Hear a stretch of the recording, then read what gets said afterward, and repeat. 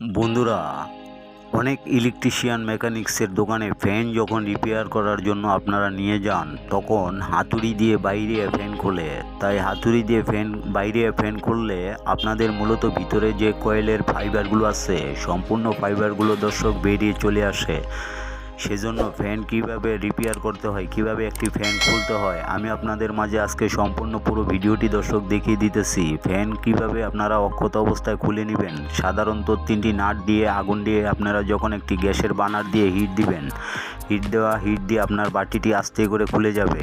তো দেখতেছেন যে আমার এই যে বাটিটি আমি আলতোভাবে খুলে ফেলেছি। আমার এখানে কোনো বাড়ি দেওয়ার কোনো প্রয়োজন হয় নাই। তাই দর্শক, আপনারাও এইভাবে চাইলে ফ্যানগুলো আপনারাও খুলে নিতে পারবেন। তো আমি এখন যে আমার উপরের বাটিটি দেখতেছেন, ফ্যানের যে উপরের যে আমার বাটিটি আছে, আমি সেই বাটিটিও এখন কিভাবে আমি গ্যাসের বার্নার দিয়ে হিট দিয়ে আমি এটা আপসি খুলে ফেলবো। দর্শক, আপনারা এটা দেখতে থাকুন সম্পূর্ণ পুরো ভিডিওটি।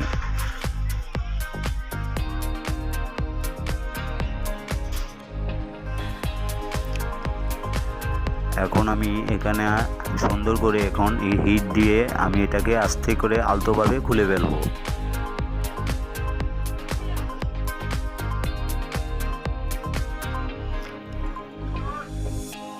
ফ্যানের ভিতরে বেশি বাইরে করলে ফ্যানের কয়েলও অনেক সময় কেটে যাওয়ার সম্ভাবনা থাকে বেশি। তাই ফ্যান কখনো বাইরে খুলতে নাই। এবং দেখতেছেন যে আমার বাটিটি কত সুন্দরভাবে আলতোভাবে খুলে গেছে দর্শক। তো আমার এই যে বেয়ারিংটা মূলত একটু গরম হয়েছে, তাই এখানে আমি তেল দিয়ে বেয়ারিংটি ইজি করে নিলাম। এখন দেখাবো কিভাবে আপনারা যে এখানে আমার 4টি তার আছে, কানেকশন করবেন ক্যাপাসিটার। আমি আপনাদের মাঝে এখন দেখিয়ে দিব কানেকশন করতে হয় ক্যাপাসিটারের, কিভাবে এই 4টি তার আপনি কানেকশন করবেন।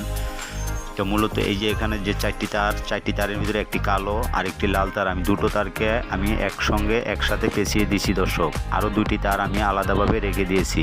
এখানে আমার 4টি তারের ভিতরে দুটো লাল দুটো কালা এবং একটি লাল একটি কালা তার আমি দুটো একসাথে অ্যাড করে আমি আমার যে কারেন্টের যে ডাইরেক্ট লাল তারটি আছে, আমার এই লাল তারের সাথে আমি দর্শক আমি দুটোটা অ্যাড করে আমি এখানে কস্টিপ মরিয়ে দিব।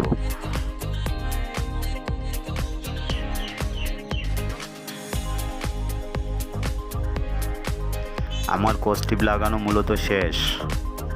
এখন বাকি যে আমার আরও দুটো তার আছে, আমি এই দুটো তারকে আমি আমার ক্যাপাসিটারে যে দুটো টার্মিনাল আছে, আমার এই দুটো টার্মিনালের সাথে আমি সংযোগ করে দিব।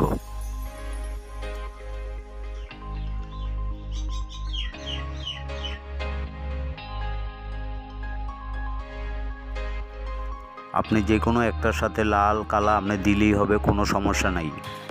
আমি এখন দুটো তারকে আমি আমার দুটো টার্মিনালের সাথে ক্যাপাসিটারের লাগিয়ে দিব।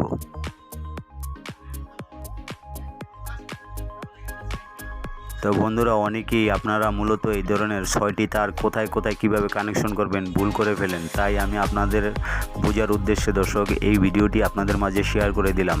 তো যদি আমার এই ভিডিওটি আপনাদের ভালো লাগে, তাহলে আপনাদের বন্ধুদের মাঝেও দর্শক শেয়ার করে দিবেন। তাহলে তারাও অনেকেই ক্যাপাসিটার লাগানো শিখতে পারবে, যে কিভাবে একটি ফ্যানের ক্যাপাসিটার কানেকশন করতে হয়। তারা আমার কাছ থেকে এই ভিডিওটি দেখলে অনেক কিছুই জানতে পারবে দর্শক।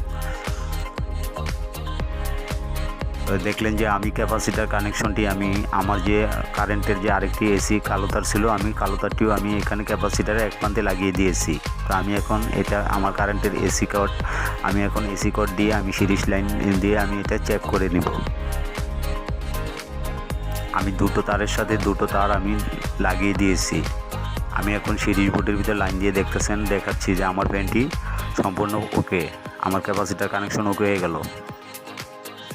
এখানে মূলত আরেকটি কথা বলে রাখি, অনেক ফ্যানের ভিতরে দেখতেছেন যে 3 তারেরও কানেকশন থাকে।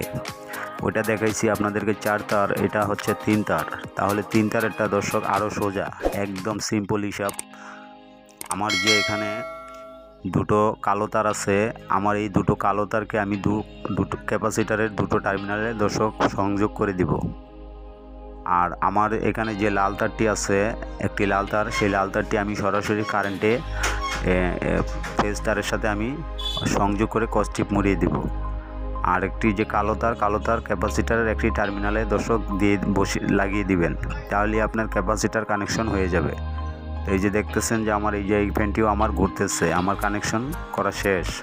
তো বন্ধুরা, আশা করি এই ভিডিওটি আপনারা বুঝতে পারছেন। তো যদি আমার এই ভিডিওটি আপনাদের ভালো লেগে থাকে তাহলে সাবস্ক্রাইব করবেন, লাইক করবেন, বন্ধুদের মাঝে শেয়ার করে দিবেন। বন্ধুরা, দেখা হবে পরবর্তী কোনো নেক্সট ভিডিওতে। আল্লাহ হাফেজ।